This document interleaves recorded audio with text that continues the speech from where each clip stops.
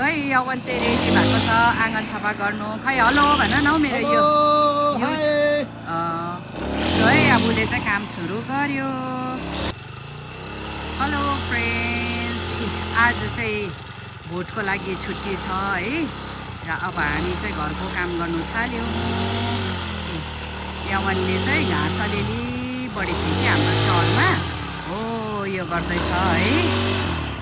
साउन्डले चाहिँ अब है राम्रो आएको छैन होला, हेर्नुहोस् न हो। यहाँ एकछिन साउन्ड अफ गर न हौ है, एकछिन त गर्दा के हुन्छ, गर त साउन्ड अफ। कस्तो चाहिँ देख्दो रहेछ ए।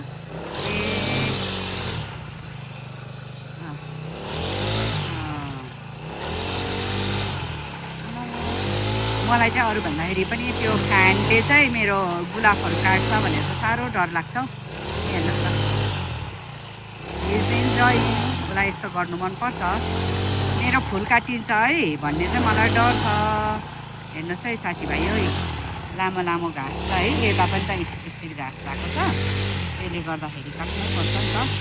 अन्त अब त हातले गर्नु पनि सक्दैन, त्यसले गर्दाखेरि नि।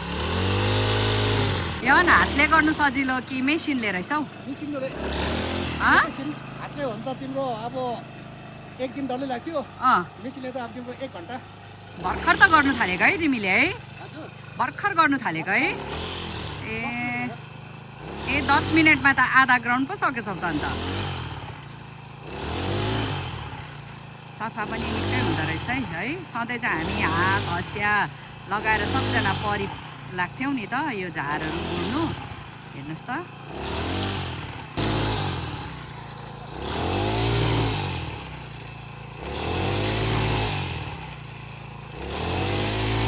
त्यो उताबाट ब्याक चाहिँ आउँदैन रहेछ। लेफ्ट गर्नु हुँदैन, राइट मात्रै यसरी। ए लेफ्ट लानुपर्छ, लेफ्ट राइट ल्याउनु हुँदैन। राइट टु लेफ्ट अरे। म हो भने चाहिँ लेफ्ट पनि चलाइदिने। त्यसको अब मोसन चाहिँ लेफ्ट जान्छ नि त। ओके,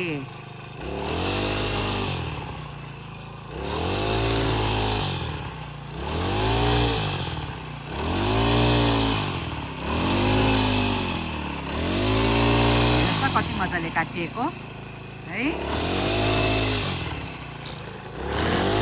यता चाहिँ काटिसकेँ ग्राउन्डहरू। अब झाडुले बढार्दा ओर्दा त राम्रो हुन्छ है साथीभाइ हो। र साथीभाइ हो, मेरो यो भिडियो मन पर्यो भने चाहिँ like comment share and subscribe गरिदिनु होस् है। म त